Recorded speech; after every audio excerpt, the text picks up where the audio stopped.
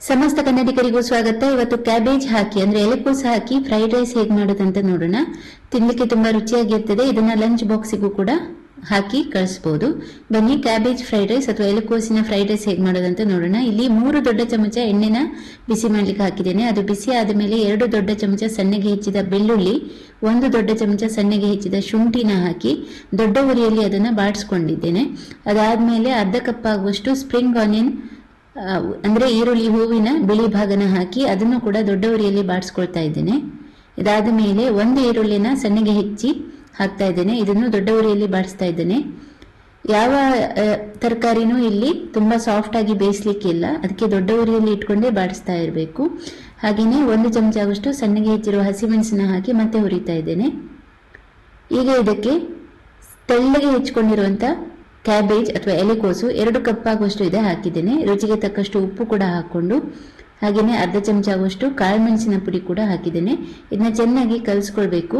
ಮತ್ತೆ ಇದನ್ನ ದೊಡ್ಡ ಉರಿಯಲ್ಲಿ ಹೀಗೇನೆ ಹುರ್ಕೊಳ್ಬೇಕು. ಕ್ಯಾಬೇಜ್ ತುಂಬಾ ಮೆತ್ತಗಾಗೋ ತನಕ ಬೇಯಿಸ್ಲಿಕ್ಕೆ ಹೋಗ್ಬೇಡಿ. ಸ್ವಲ್ಪ ಕ್ರಂಚಿಯಾಗಿ ಹಾಗೆ ಇರಲಿ, ಸ್ವಲ್ಪ ಸ್ವಲ್ಪ ಹಸಿಯಾಗಿಯೇ ಇರಲಿ. ಅದು ಒಂದು 3 ನಿಮಿಷ ಸಣ್ಣ ಉರಿಯಲ್ಲಿ ಬೇಯಿಸ್ಕೊಂಡ್ರೆ ಸಾಕು. ಇದಿನ್ನೂ ಪೂರ್ತಿಯಾಗಿ ಬೆಂದಿಲ್ಲ, ಪೂರ್ತಿ ಬೇಯೋದು ಕೂಡ ಬೇಡ. ಈಗ ನಾನು ಇದಕ್ಕೆ ಸೋಯಾ ಸಾಸ್ 1 ದೊಡ್ಡ ಚಮಚ, ಹಾಗೇನೆ ಚಿಲ್ಲಿ ಸಾಸ್ ಅರ್ಧ ಚಮಚ ಆಗುವಷ್ಟು ಹಾಕಿದ್ದೇನೆ. ಈರುಳ್ಳಿ ಹೂವಿನ ಹಸಿರು ಭಾಗನ ಸಣ್ಣಗೆ ಹೆಚ್ಚಿ ಹಾಕಿದ್ದೇನೆ. ಸ್ವಲ್ಪ ಒಂದು ಅರ್ಧ ಮುಷ್ಟಿ ಆಗುವಷ್ಟು ಹಾಕಿ ಇದನ್ನ ಚೆನ್ನಾಗಿ ಕಲಿಸ್ಕೊಂಡು ನಂತರ ಅನ್ನ ಹಾಕೊಳ್ಬೇಕು. ನಾನು ಈಗಾಗಲೇ ಅನ್ನನ ಉದ್ರುದ್ರಾಗಿ ಮಾಡಿ ಇಟ್ಕೊಂಡಿದ್ದೇನೆ. ಅನ್ನ ನೀವು ರೆಡಿ ಮಾಡಿ ಇಟ್ಕೊಂಡ್ರೆ ಇದನ್ನ ತುಂಬಾನೇ ಬೇಗ ಮಾಡ್ಕೊಳ್ಬಹುದು. ಹೀಗೆ ಮಾಡಿಟ್ಟಂತ ಅನ್ನ 2 ಕಪ್ ಆಗುವಷ್ಟು ಇದೆ, ಅದನ್ನ ಹಾಕಿದ್ದೇನೆ. ಈಗ ಇದನ್ನ ಚೆನ್ನಾಗಿ ಕಲಿಸ್ಕೊಳ್ಬೇಕು. ಕಲಿಸ್ಕೊಳ್ಳುವಾಗ ಅನ್ನ ಉದುರುದ್ರಾಗಿ ಇರೋದು ಹಾಗೆ ಇರಲಿ, ಅಂದ್ರೆ ತುಂಬಾ ಅದನ್ನ ಮ್ಯಾಶ್ ಮಾಡ್ತಾ ಕಲಿಸ್ಲಿಕ್ಕೆ ಹೋಗ್ಬೇಡಿ, ಮೆತ್ತಗೆ ಕಲಿಸ್ಕೊಳ್ಳಿ. ಸರಿಯಾಗಿ ಕಲಿಸ್ಕೊಂಡ್ರೆ ಆಯ್ತು. ಉಪ್ಪು ಬೇಕಿದ್ರೆ ನೋಡಿ ಅಡ್ಜಸ್ಟ್ ಮಾಡ್ಕೊಳ್ಳಿ ಈ ಹಂತದಲ್ಲಿ.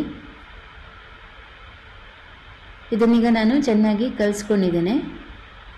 ಕೊನೆಯಲ್ಲಿ 1 ಚಮಚ ವಿನೆಗರ್ ಹಾಕ್ತಾ ಇದ್ದೇನೆ. ನೀವು ವಿನೆಗರ್ ಹಾಕಲೇಬೇಕು ಅಂತೇನಿಲ್ಲ. ಮತ್ತೆ ವಿನೆಗರ್ ಬದಲು ನಿಮಗೆ ಹುಳಿ ಸ್ವಲ್ಪ ಬೇಕು ಅಂತಿದ್ರೆ ಲಿಂಬೆ ರಸ ಕೂಡ ಹಾಕ್ಕೊಳ್ಬಹುದು, ಹಾಕಿ ಕಲಿಸ್ಕೊಳ್ಬಹುದು. ಅಥವಾ ಎರಡನ್ನೂ ಕೂಡ ಸ್ಕಿಪ್ ಮಾಡ್ಬೋದು. ವಿನೆಗರ್ ಲಿಂಬೆ ರಸ ಎರಡನ್ನೂ ಹಾಕದೇನೂ ಮಾಡ್ಬೋದು. ಕೊನೆಯಲ್ಲಿ ಸ್ವಲ್ಪ ಪುನಃ ಹಸಿರು ಈರುಳ್ಳಿಯ ಹಸಿರು ಭಾಗ ಅಂದ್ರೆ ಈರುಳ್ಳಿ ಹೂವಿನ ಹಸಿರು ಭಾಗ, ಸ್ಪ್ರಿಂಗ್ ಆನಿಯನ್ ಗ್ರೀನ್ ಪಾರ್ಟ್ನ ಸಣ್ಣಗೆ ಹೆಚ್ಚಿ ಹಾಕಿ ಕಲಿಸ್ಕೊಂಡಿದ್ದೇನೆ ಅಷ್ಟೇ. ತುಂಬ ರುಚಿಯಾಗಿ ಇರ್ತದೆ, ತುಂಬ ಸುಲಭವಾಗಿ ಇದೆ ಮಾಡಲಿಕ್ಕೆ.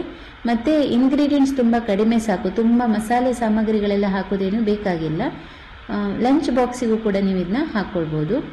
ಇವತ್ತಿನ ಈ ರೆಸಿಪಿ ಎಲೆಕೋಸಿನ ಫ್ರೈಡ್ ರೈಸ್ ಅಥವಾ ಕ್ಯಾಬೇಜ್ ಫ್ರೈಡ್ ರೈಸ್ ನಿಮಗೆಲ್ಲ ಇಷ್ಟ ಆಗಿದೆ ಅಂತ ಭಾವಿಸ್ತೇನೆ. ಇನ್ನೂ ಹೆಚ್ಚಿನ ರೆಸಿಪಿಗಳಿಗಾಗಿ ಸವಿರುಚಿ ಚಾನಲ್ನ ಯೂಟ್ಯೂಬ್ನಲ್ಲಿ ಸಬ್ಸ್ಕ್ರೈಬ್ ಮಾಡಿ, ಫೇಸ್ಬುಕ್ನಲ್ಲಿ ಫಾಲೋ ಮಾಡಿ ಅಂತ ಕೇಳ್ಕೊಳ್ತೇನೆ.